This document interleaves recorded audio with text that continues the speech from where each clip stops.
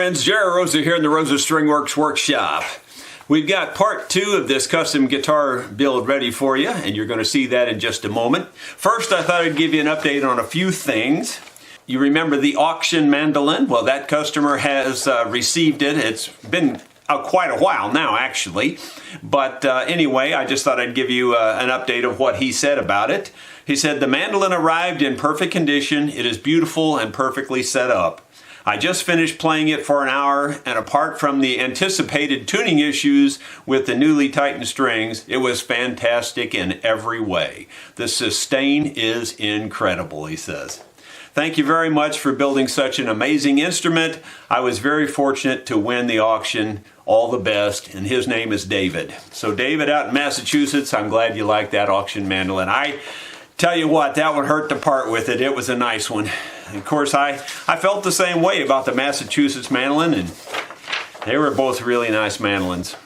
Just a note from a viewer, a thank you note, and I thought I'd just read it because it's just a little bit unusual in the fact that it's coming from Norway. It says, I just wanted to honor you and thank you for all the wonderful videos. I am so grateful for your teaching. I am a missionary based in the world's most northern missions base in the Arctic Circle in the very north of Norway. Because of your kindness and huge effort in teaching us, I have now fixed 6 or 7 guitars and mandolins, as well as building my own solid body electric guitar. The name is Claire Simpson from Norway. So Claire, thank you for the very nice note. I really appreciate it. I have a note here from a mandolin training customer who bought the mandolin training online. And, you know, he had asked me ahead of time, would it work for a left-hander? And I said, well, you know, obviously I, did it right-handed and I explained it right-handed. But in the training, I do refer a little bit to lefties every once in a while. And he said there's no problem using it as a lefty. He thinks the training is perfect for left-handed people as well. So he just wanted to point that out, and he said I could share that with you. And so thank you very much. I appreciate that. His name is Bob. So thank you, Bob. So now I hope you'll enjoy the rest of this video. We complete part 2, which is building the top. When you think about it, there's basically 4 parts to the guitar. You've got your sides, that was part 1, your top, part 2, your back, which will probably be part 3, and then you have your neck, which would probably be part 4. So you're thinking, well, with only 4 parts and I've completed 2 of them, then I'm halfway done. Well, I would beg to disagree with that, just in case that's what you're thinking. I would say I am about 1/3 of the way done at the most, and maybe only 1/4 of the way done. And the reason is because I feel like after you get the instrument built, that's when the real work really starts. But be that as it may, I hope you'll enjoy part 2. Thank you for watching.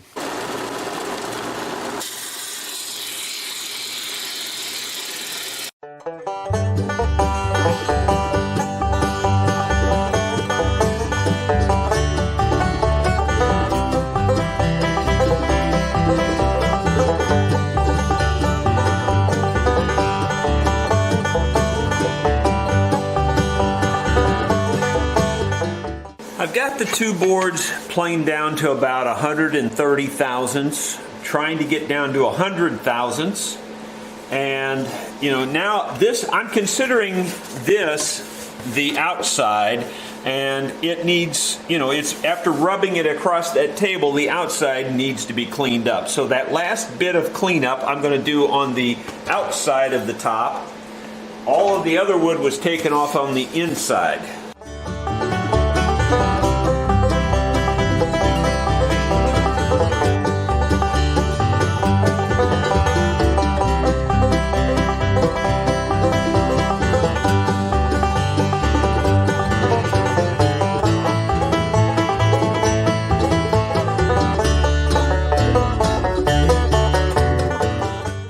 The 2 top boards thinned down to just about the right thickness. They're about 7 or 8 thousandths too thick actually still, but that'll allow for some hand sanding and things.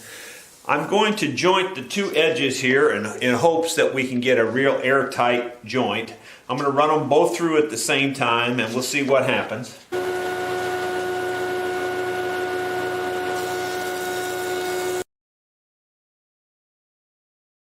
Well, I don't know if that's going to work or not. Sometimes it does. It really just is kind of hit and miss. Wow, that looks real good so far. I'll need to get it out to the bright light and double check it, but that looks real good. I'm going to show you the way I join tops together. I think this is a real good method, and it's, you know, it doesn't take anything fancy. You just see I have a strip of wood along here. Now I did joint both of these pieces of wood before I put them down here because I wanted to make sure their edges were good and straight. The edges on this wood here on the top are good and straight.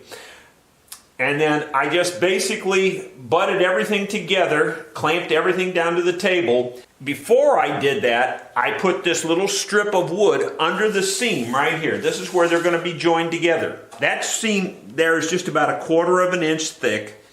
And that lifts it up just enough so that once I get glue on here and put it in place, when I pull the piece of wood out and push this down, that tightens it up really tight. And that joint will be very tight. Okay, so I've got a very damp cloth here. I'm just going to very lightly touch the edge.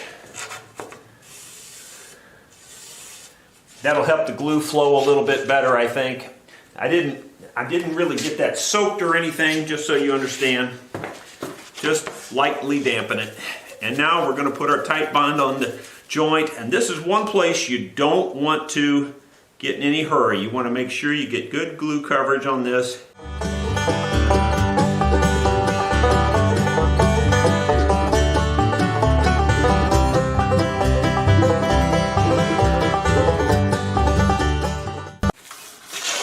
Take the strip out, mash it down. I have like wax paper underneath this. It's actually parchment paper in this case. I'm wiping off that joint. I'm making sure the wood's down flat everywhere.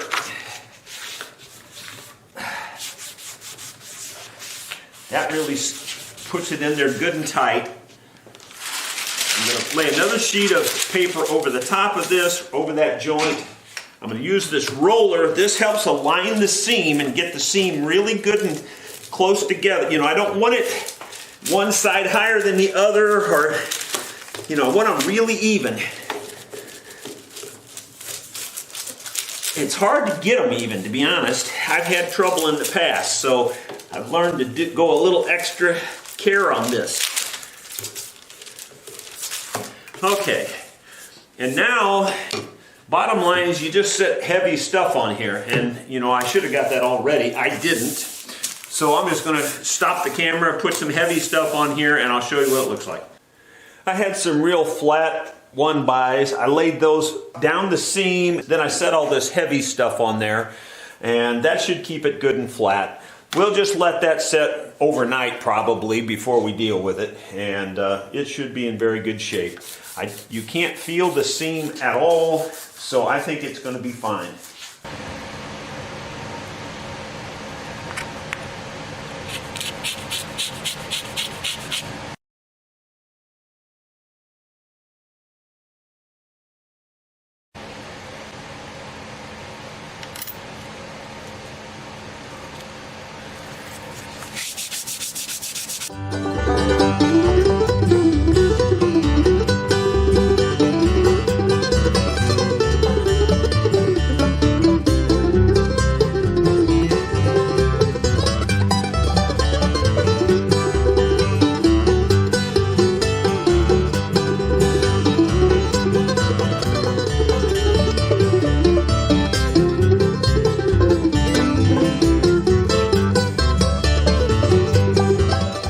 Well, there you've seen me sand both sides of that. Let's just check to see how thick it is now. It was roughly 107 or 8 thousandths before. At least. Yeah, it still says 107 thousandths. 7 thousandths there. So on the sides it appears to be 107. On the ends 110 it looks like. I mean, that's just a few thousandths difference. It's hardly even noticeable. That will still allow for some more hand sanding once it's all put together on top of the guitar, because I'll be sanding it yet again, I'm sure. Very nice. It's very stable, it feels like, very flat.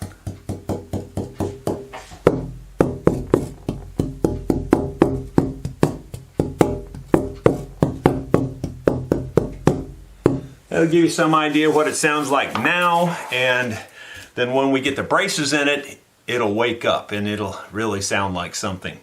That's a very deep sound right now, but when we get the braces in it and everything put in properly, I think it'll have a real nice clear tone. At least that's what I'm expecting. I've got the Martin D28 plans. Again, these were from my dear friends Walt and Jean Henry. This was their son's guitar, who was killed tragically in a car wreck when he was a young man. Walt and Jean are no longer with us either, so using this pattern has a lot of sentimental value for me. I mentioned it before that Walt was one of the very last survivors from the Oklahoma Pearl Harbor.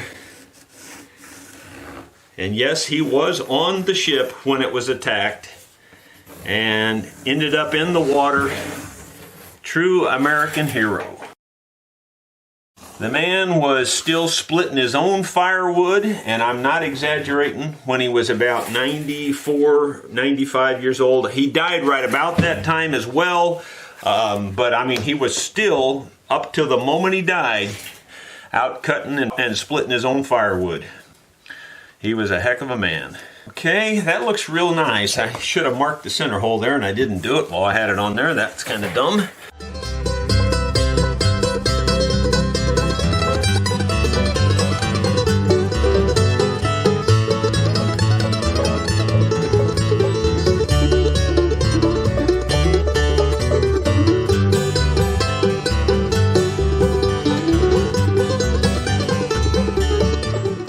Well, that couldn't have gone much better. I tried to stay just outside the line everywhere.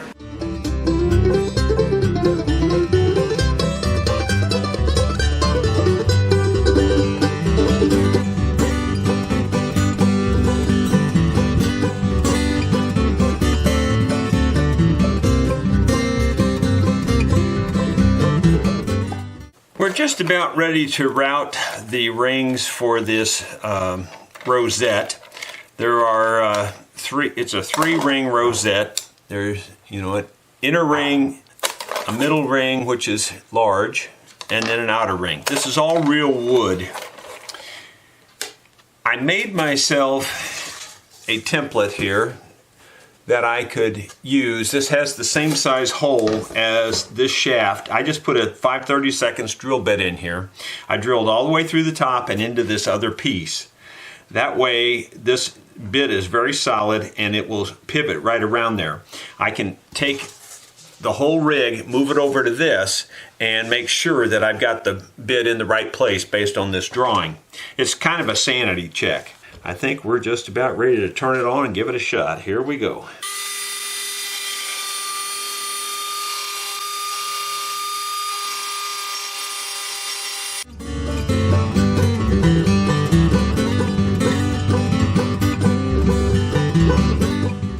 Well, that did a nice job.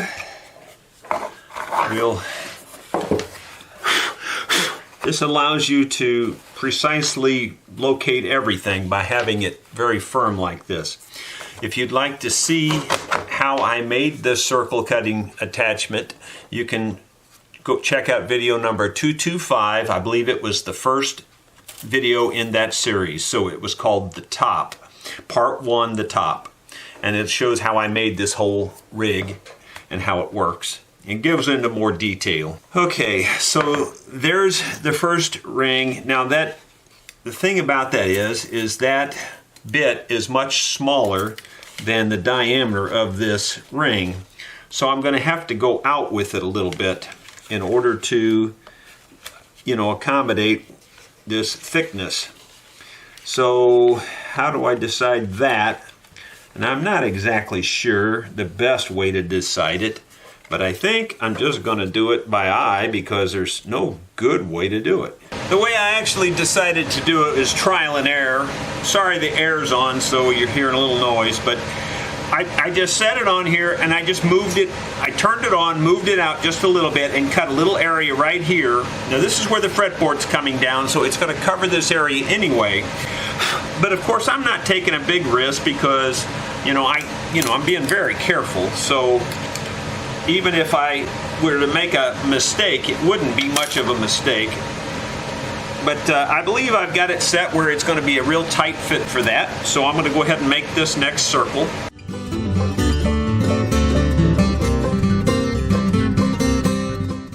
Yeah, it's going to work. It's just perfect. It really is.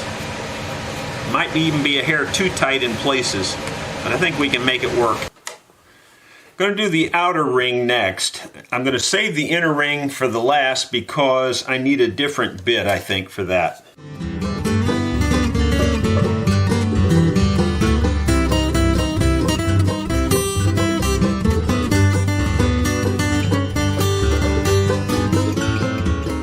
I think you can see we've got two real nice holes there, and they fit really nice, really nice. So that's going to be perfect. Now we just got to split the difference and put this in between them. And that might be a little tricky, but I think we can get her done. I'm going to try to take the bit that I have in there already and cut the inner and the outer race, and then I'll use a different bit to clean it out with, perhaps. Maybe. I'm not sure if that's the way I'm going to do it yet or not, but I think I might. I think I could use that. That's right in the middle right there. I think I'll just go ahead and cut that because it's already set for the middle. Might as well.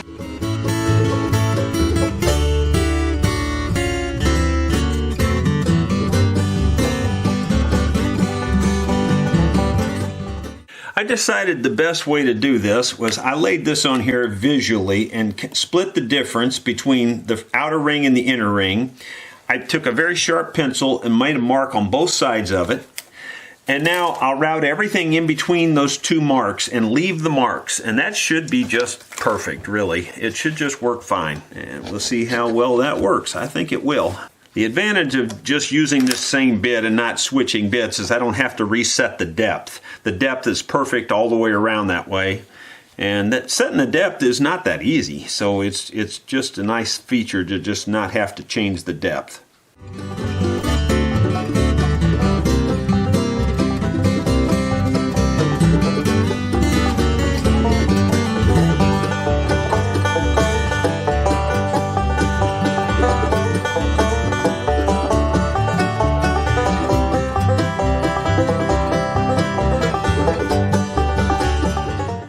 Really did turn out very nice. I'm pretty sure that everything's going to fit perfectly. Boy, that's a really nice fit. In fact, it's a very nice fit. Yeah, that's fitting really nice. Looks really good. So we're going to go ahead and get the glue before anything happens and get it glued in place. Everything seems to be fitting up perfectly, so when I get the glue in there, in an effort to not make too big a mess, I'm going to try painting the glue in the slot. I don't know if that'll work or not, but we'll give it a shot.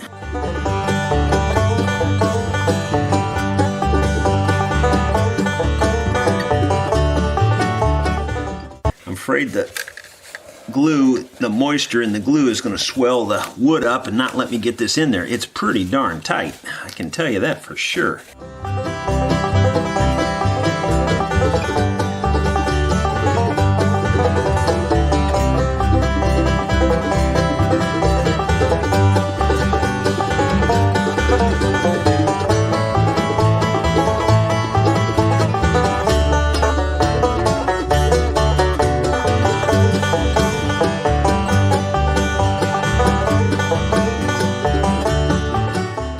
I just wanted to measure the diameter of that hole. I wanted it to be a little bigger. It's 1 1/8. That's exactly what I wanted. 1/8 inch bigger than standard. Now I just got to set my depth to finish cutting the hole out. Houston, we have a guitar top.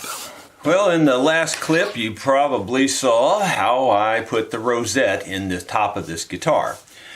The good news is it went in really airtight. It looks really perfect. The bad news is that the slots weren't deep enough down into the top, I don't guess, and it's standing up proud, you know, I don't know, 20, 30 thousandths of an inch. Keep in mind there's about 50 thousandths down in the wood, which is plenty, but it just is a little aggravating. I wish I would have got it a little bit deeper. Well, like I said, I was successful at reducing the height of this outer ring, but I can't get it completely flush. I've tried adjusting this more and I just can't get satisfied with it. So I'm trying my little finger plane to see if I can just cut that last little bit off. Now, again, your results may vary on this. I'm very experienced with this little finger plane and have a lot of faith in it, but you might not be able to do this if you haven't really used a finger plane a lot. So far it's working perfectly,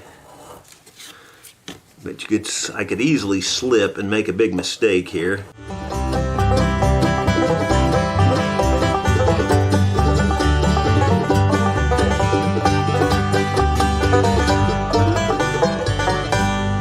Well, it's sort of working, but I think I'm just wasting my time. So I'm just going to go back to the finger plane. I'm going to cut it all down with the finger plane.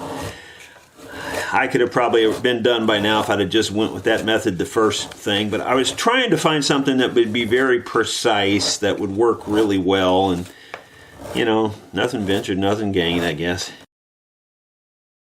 Again, you got to be careful doing it this way. I got to tell you, you could make a big gouge through the top. I feel like I have very good control with this thing, so I'm not too worried about it. And it's got to be very sharp because you're cutting this hard wood. This ebony is the black wood in here, and you're cutting, and a lot of it's in grain, but it cuts it really good. As you can see, I'm just curling pieces off left and right. I'm going to clean all that out of my way because I don't want to damage the top.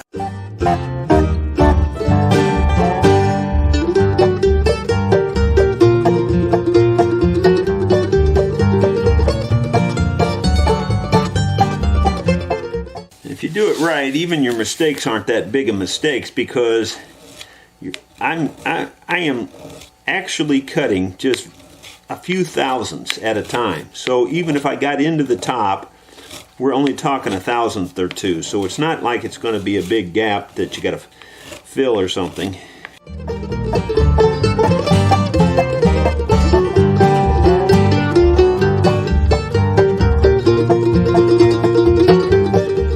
I'll start with a little sanding block and do a little bit by hand, and then I'll get the big sander out and go over the whole thing, and I think it'll be perfect.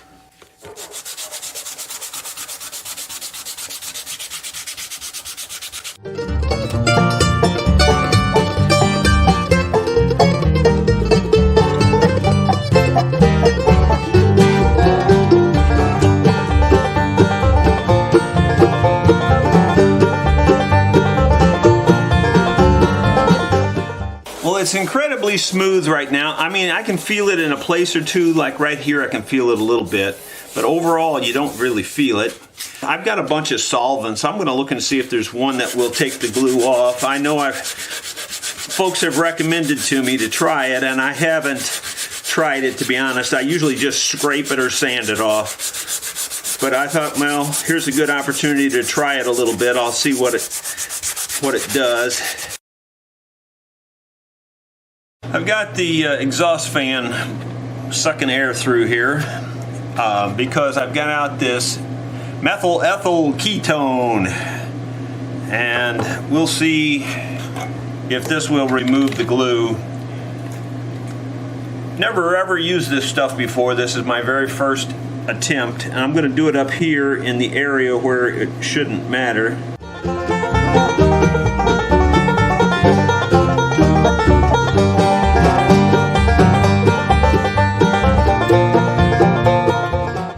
It smells strong, I know that. Well, I think I'm going to go back to my old reliable sandpaper.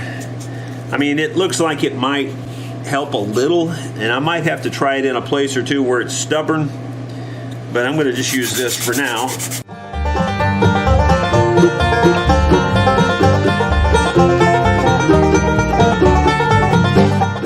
I'm very happy with the way that turned out. It's just as smooth as glass across there. There might be a tiny bit of glue staining in this area right here, but that'll all come out later. I'm not too worried about it. I have not smoothed the ring out yet. I may wait on that until I reinforce the ring. I usually put a reinforcement thing around here, so I'll probably wait on that. But other than that, it's pretty well finished around the sound hole. And as I mentioned before, this sound hole is just slightly oversized. 4-inch being about the standard. This is right at 4 1/8, just almost exactly. So it's just a little bigger. You know, I don't believe in going to extremes on those kinds of things. No one, by looking at it, would know it was any bigger, but yet that little extra oomph that you'll get from that. So I think that's a good thing. We're about ready to get started on the braces. Got a very fine grain, straight grain piece of spruce that we're going to make the braces out of. This is probably 1 inch thick, or a little even thicker maybe. It only needs to be about 5/8 or so. But right now I'm just worried about the width of the braces, and most of them are about 5/16, so I'm going to cut a few pieces out of this.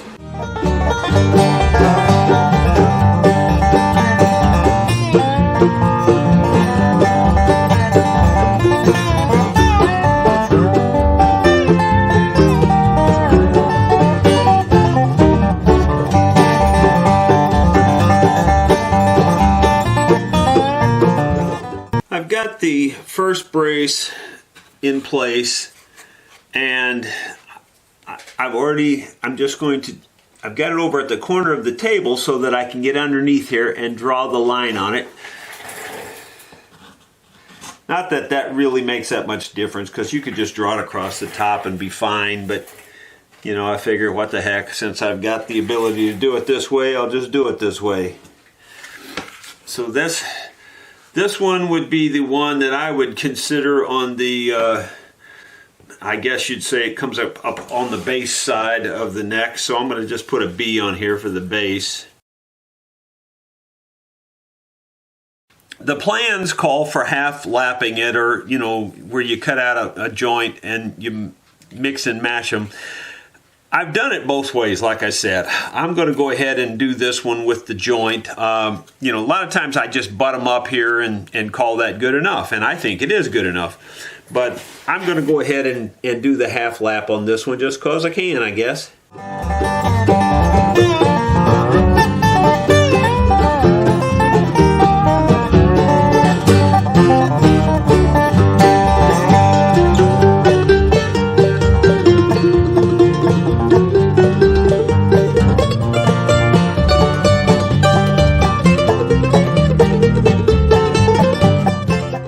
Because there is a slight angle to these, you know, I was going to do it on the bandsaw, but the bandsaw would make it a little bit tricky, so I'm just going to do it by hand. They're pretty easy cuts.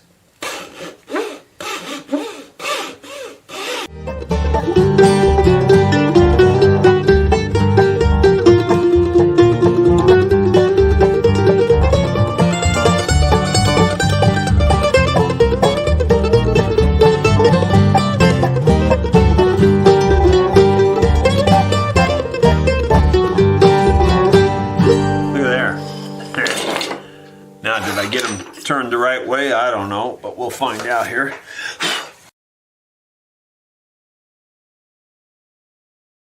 Well, if it was any better than that, wouldn't look like I did it, you know. That's just about as perfect as it gets. All the way around, I don't see a problem anywhere. Well, it's time to put the braces in this thing. People are all the time asking me about using one of these kind of deals with these sticks to hold the, you know, the braces. I don't even know what this is called now. I know it's got a name, but I can't think of it on camera. Anyway, it doesn't matter. But I do have one of these, and I do use it anytime I'm building something new. I don't always use it on repairs, and people are always asking me why I don't use one of these. And I don't know. I just don't think of it, I guess, on repairs as much. But I could, you know. Either way, the job gets done. I see that I left the rough side of this down on this one, which was kind of a mistake a little bit. So I'm going to sand this a little bit, get it good and smooth before I put it on here. And let me, while I'm thinking of it, let me check this side. And I might as well sand it a little bit too.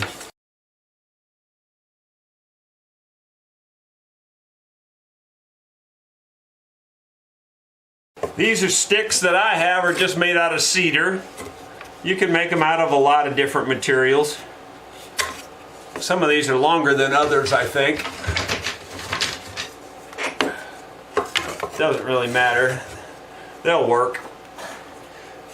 Cedar's not necessarily the best material for these, but it works. So that's what I've got. That's what I'm using.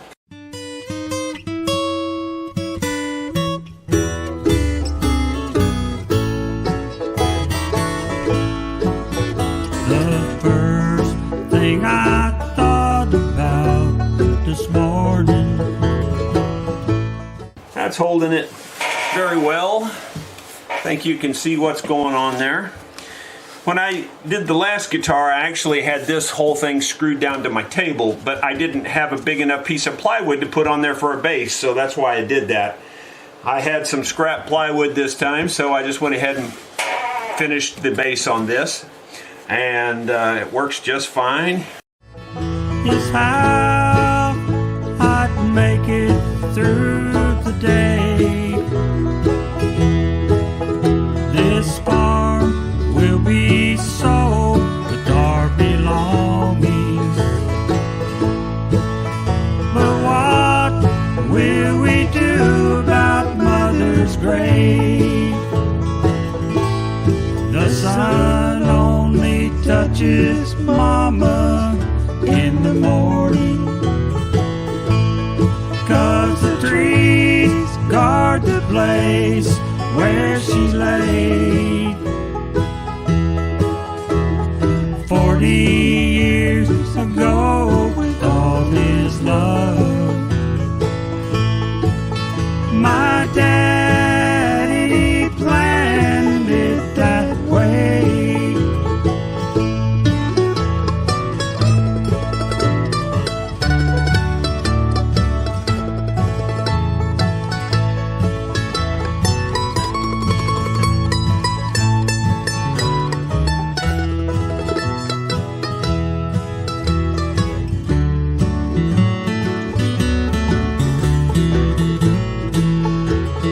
Well, there's what the completed glue up looks like.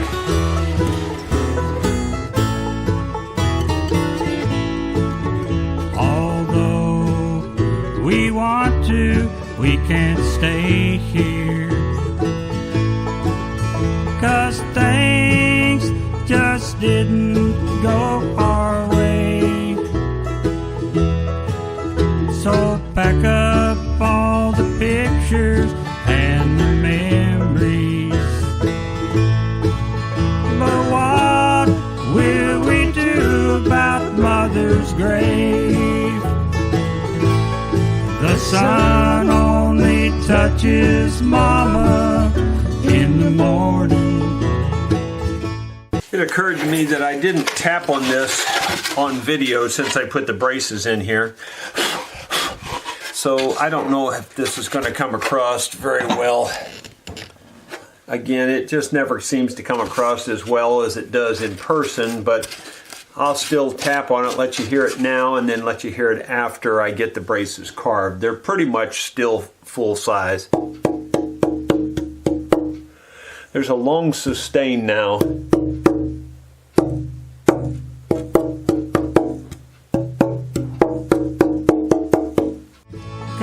The trees guard the place where she's laid. 40 years ago, with all his love, my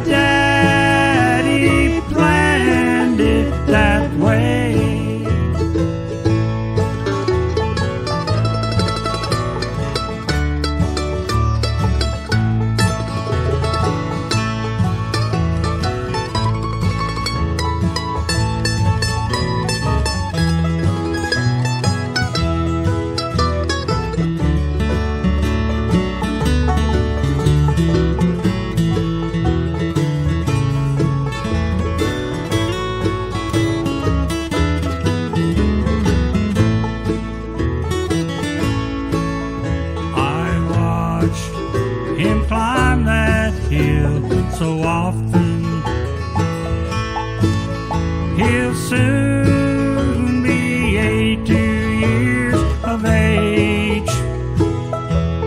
But his legs just get stronger with each journey. As he placed the yellow rose on Mother's grave, the sun only touches Mama in the morning, 'cause the trees guard the place where she lay. 40 years ago, with all his love, my daddy planned it that way. My daddy planned it that way.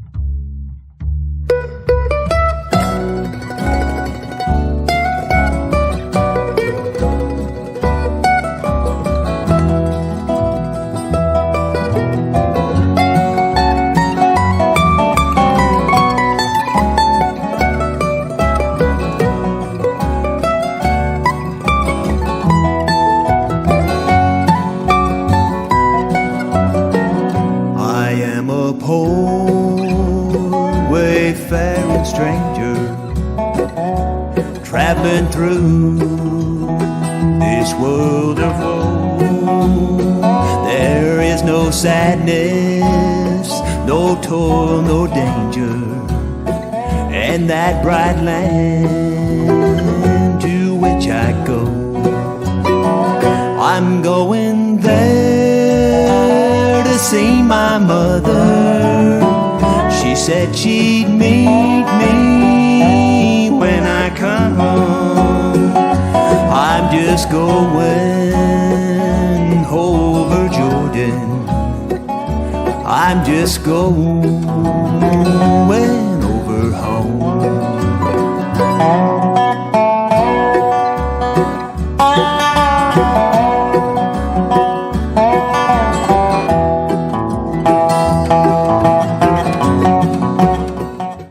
Noise you're hearing in the background is Ron making deer antler saddles in the other room. You can see now it's starting to take on some shape. Everything's carved pretty well.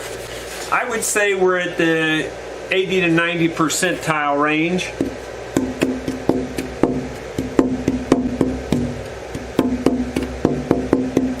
It's got a real nice tone, I think. It's the tone is deepened up some now, and you know, now I just need to spend some time and tweak it down and get it really smooth and clean and all that. Basically, it's just been rough carving up to this point, and it will be detail carving from here on out. And I'll listen to it, and I can hear the changes as I'm carving it, to see what it's doing to it, you know, and try to get the tone nice and deep and mellow and clear, you know, and loud, of course. Don't have to do too much more, I don't think. I have spent at least another hour off camera just tweaking these braces, just thinning them down, getting them very dainty and delicate. I don't know if you can hear much of a difference now or not, but here's the tapping now.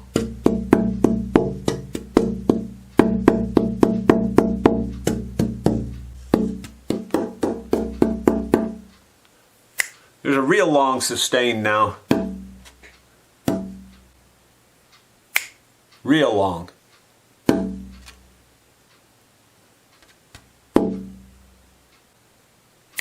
About that long. It's real long sustain. So it sounds good. I think we're in good shape. I haven't sanded the braces to get them real smooth yet, which I think is a good idea also. Right now they're still a little rough carved. But I think I'm going to let that rest for a while and come back to that part tomorrow fresh, you know, because I like to look at things fresh, and you know, sometimes I see one more thing or hear something I hadn't heard before, you know, that kind of thing when you're fresh. So what I think I'm going to do now, I've still got another hour or so left in the day. I think I'm going to go ahead and make this bridge pad. We'll make that out of padauk, and I think we're going to make this reinforcement circle here. We'll make that out of spruce, and we'll turn the grain an opposite direction there. Got a piece of padauk that we're going to use as the bridge plate.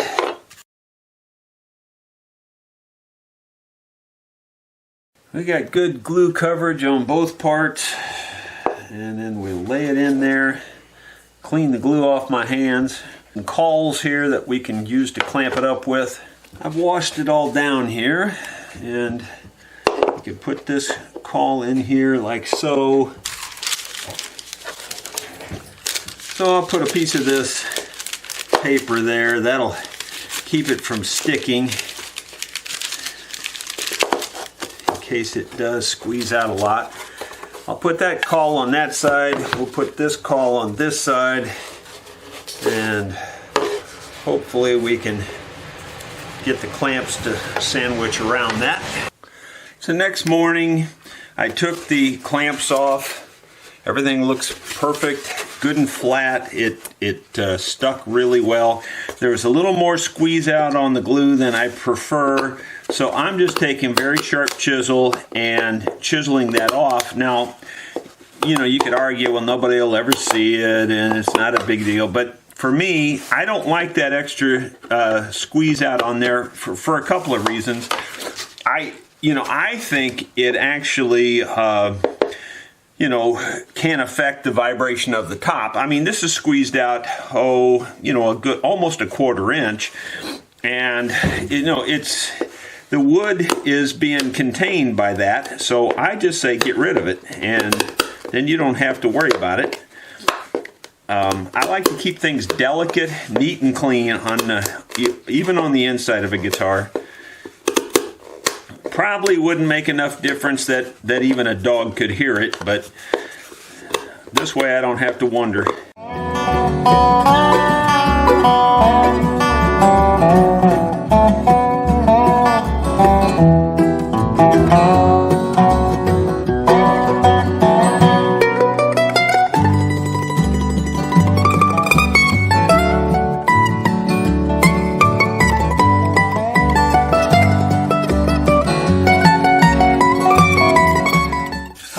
The circle method for reinforcing the hole.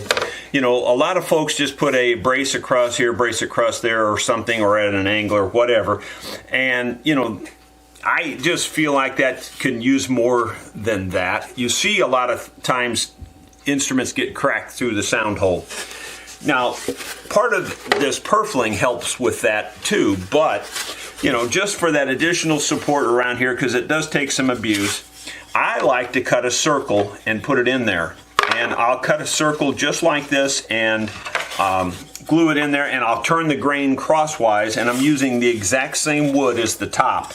So all we're doing is making the top a little thicker right around here and turning the grain opposite, which makes it very strong.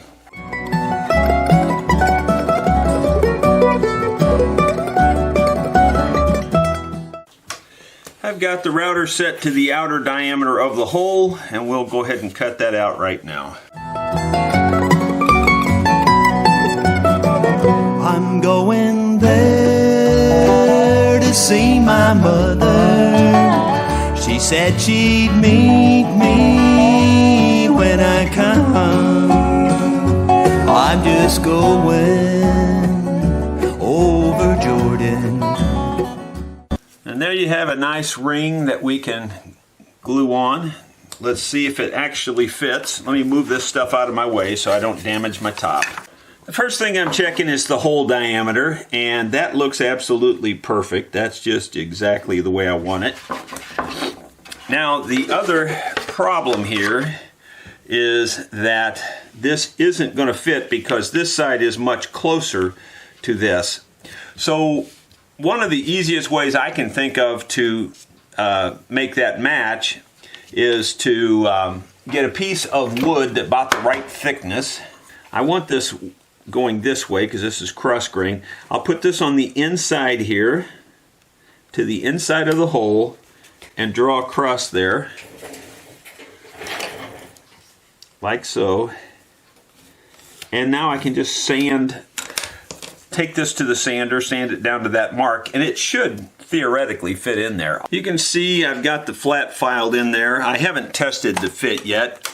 There's a little burring on the outside edges of this, so I just thought I'd just take a file and clean that up. I'm just going over home. I'd call that a pretty perfect fit. If you look close, you can see that the grain of the circle goes opposite of the grain of the top, which is exactly what I want. That just adds that much more strength to it. We'll glue it in place, set something heavy on top of this, and just let it sit for an hour or so. Well, there you go. I just cut out a little round ring of plywood, sat it on there, set it heavy. That's a pretty heavy can, and I'll just let that sit for an hour.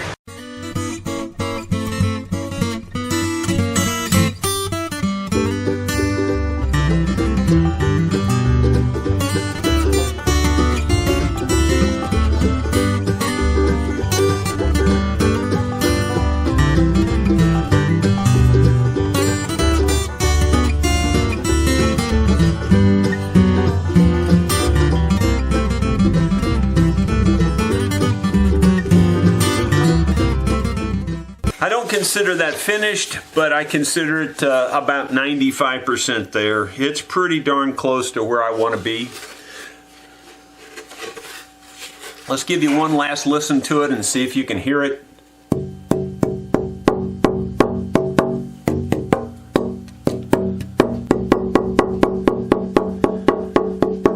It's very stiff. It's got a real good sound. Very long sustain, that long even. That long, I can hear it a long time. So there you go. Well, I hope you've enjoyed part 2 of this custom guitar build. It's turning out just about as good as I was hoping, and I hope you're enjoying what you're seeing. Thank you for watching.